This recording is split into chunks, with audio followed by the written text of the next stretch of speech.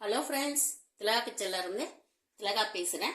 Monday lunch என்ன பண்ண போகிறோன்னு பார்க்கலாம் வாங்க. எல்லாத்தையும் ரெடி பண்ணி வச்சுருக்கேன். மாங்காய் சாதம் செய்ய போகிறேன். கத்திரிக்காய் தொக்கு பண்ண போகிறேன்.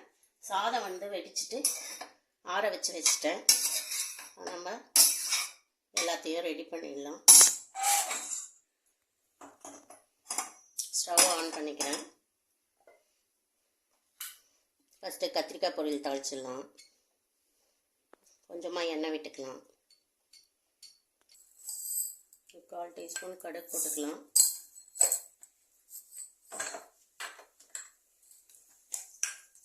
கால் டீஸ்பூன் உளுத்தம்பருப்பு போட்டுக்கலாம்.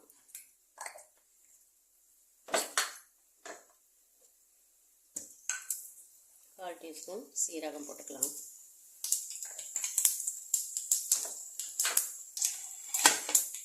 கொஞ்சம் பொரிஞ்சிடுச்சு.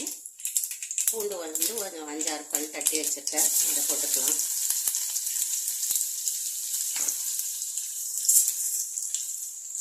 மிக்ஸ் பண்ணிக்கலாம்.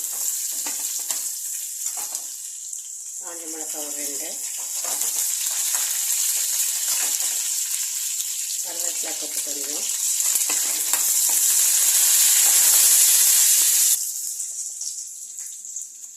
ஒரு வெங்காயம் 3 வெங்காயம். பெரிய வெங்காயத்தில் கொஞ்சம் சின்ன சைஸாக இருக்கும் இல்லைங்களா, அந்த வெங்காயம் ஒரு 3 வெங்காயம் எடுத்துருக்கேன்.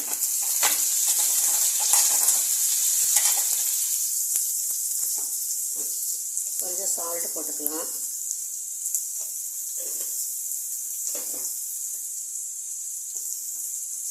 பெருங்காயத்தூள் கொஞ்சம் ஆட் பண்ணிக்கலாம். இந்த வெங்காயம் நல்லா வதங்கட்டும்.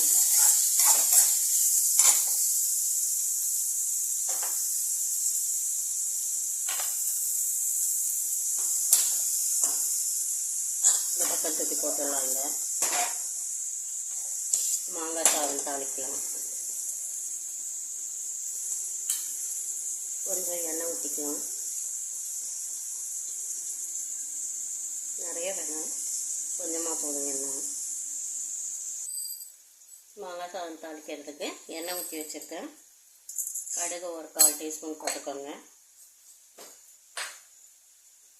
கடலைப்பருப்பு 1 டீஸ்பூன்,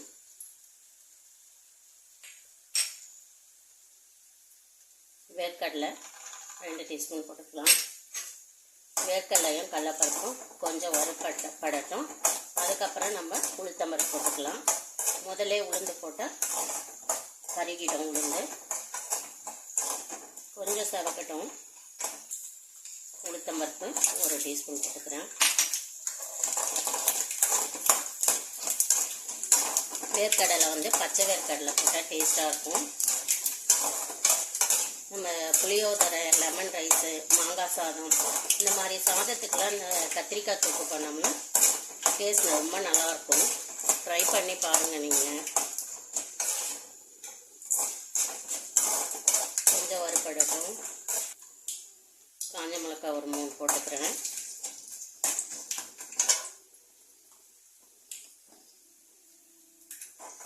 பெருங்காயத்தூள்,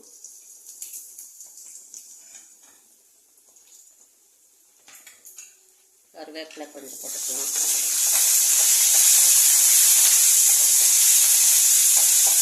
மாங்காய் திருகி வச்சுருக்கேன். ஒரு சின்ன மாங்காய் தான், போட்டுக்கலாம்.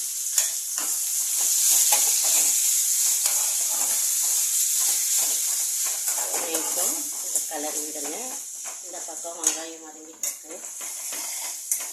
இதையும் கொஞ்சம் கலரி விடலாம். தக்காளி சின்ன தக்காளி 2 தக்காளி எடுத்துருக்கேன். இதை விதெல்லாம் எடுத்துட்டு தோல் மட்டும் நல்லா வதங்கட்டும்.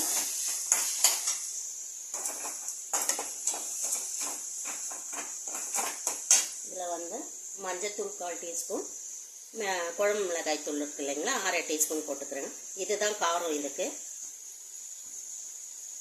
காரம் ரொம்ப இருக்கக்கூடாது, மைல்டாக தான் இருக்கணும். நல்லா மிக்ஸ் பண்ணிக்கலாம்.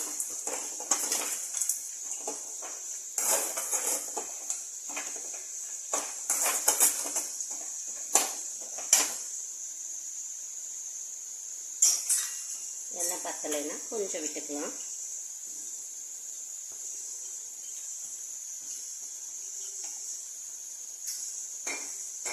இப்போ வெங்காயம் தக்காளி நல்லா வதங்கட்டும்.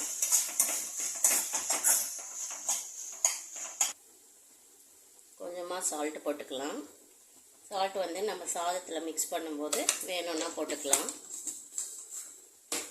ரொம்ப நேரம் இருக்க வேண்டியதில்லை. சும்மா ஒரு கலர் கலரிட்டு இந்த பச்சை ஸ்மெல் போனோடனே ஆஃப் பண்ணிடலாம்.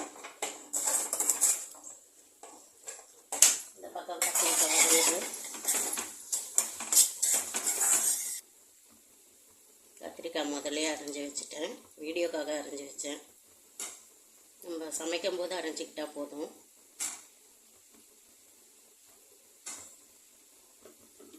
கத்திரிக்காய் ஒரு நிமிஷம் வந்து கலரி விடலாம். கொஞ்சம் கத்திரிக்காய்க்கு பெருங்காயத்தூள் போட்டுக்கலாம்.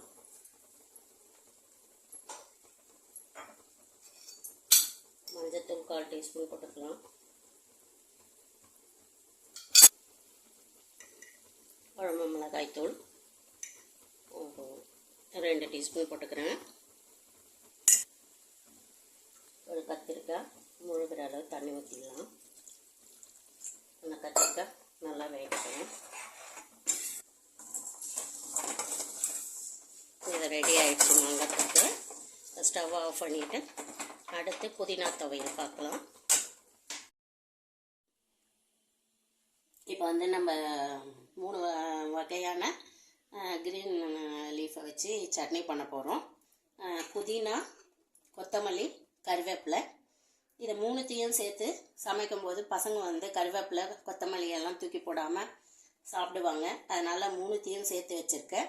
2 சின்ன வெங்காயம் வச்சுருக்கேன். தக்காளி 1 வச்சுருக்கேன். புளிக்கு பதில் தக்காளி வச்சுருக்கேன் நான். பச்சை மிளகாய் 3, பூண்டு ஒரு 5-6 பல், இஞ்சி 1 துண்டு, தேங்காய் கொஞ்சமாக வச்சுருக்கேன். ஒரு கொஞ்சமாக வந்து உளுந்து வந்து வறுத்து எடுத்துக்கலாம்.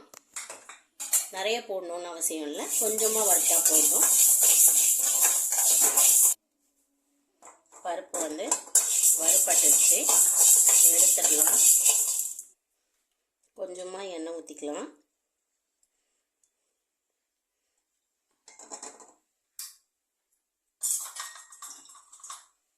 எண்ணெய் சூடாகட்டும்.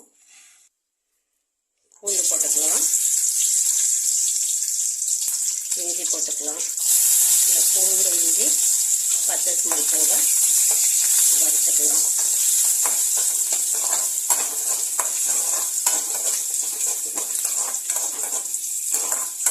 இந்த மாதிரி செய்யும்போது நம்ம வந்து துவையல் கட்டியாகவும் வச்சுக்கலாம். இல்லை கொஞ்சம் தண்ணியாகவும் டிஃபனுக்கு தொட்டு சாப்பிட்ற மாதிரி வச்சுக்கலாம். சாதத்துக்கும் தொட்டுக்கலாம் துவையலா.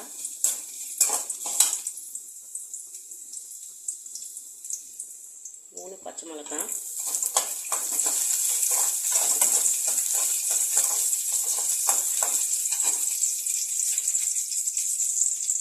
கருவேப்பிலை கொஞ்சம் பச்சை வாசம் இருக்கும் இல்லைங்களா, அதனால முதலே கருவேப்பிலை போட்டுக்கலாம்.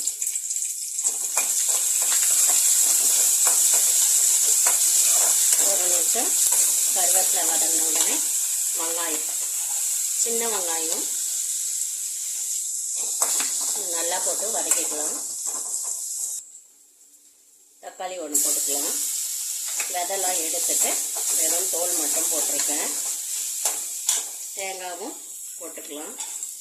தேங்காய் அந்த ஈரத்தன்மை போய் துவையல் கெட்டு போகாமல் இருக்கும். அதனால் கொஞ்சம் முன்னாடியே போட்டு வதக்கிக்கலாம்.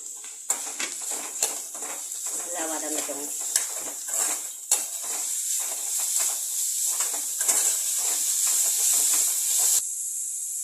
இதில் வந்து புதினா, கொத்தமல்லி நல்லா போட்டு வதக்கிக்கலாம்.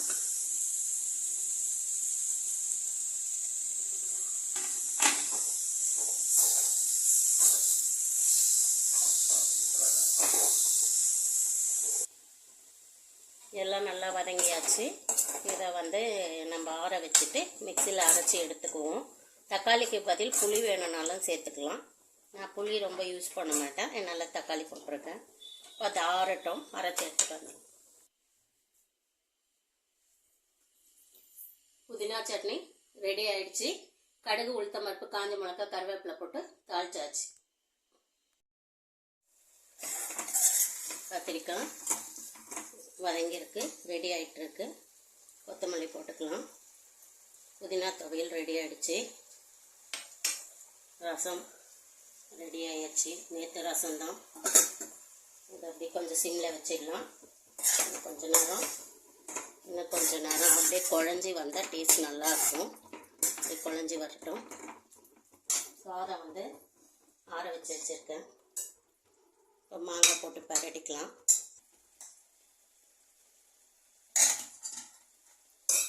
சாதத்துலேயும் உப்பு போட்டு வெடிச்சிருக்கேன். மாங்காய் தொக்குலேயும் உப்பு போட்டிருக்கேன். இதை நம்ம நல்லா மிக்ஸ் பண்ணிவிட்டு பத்தலைன்னா அதுக்கப்புறமா கொஞ்சம் போட்டுக்கலாம்.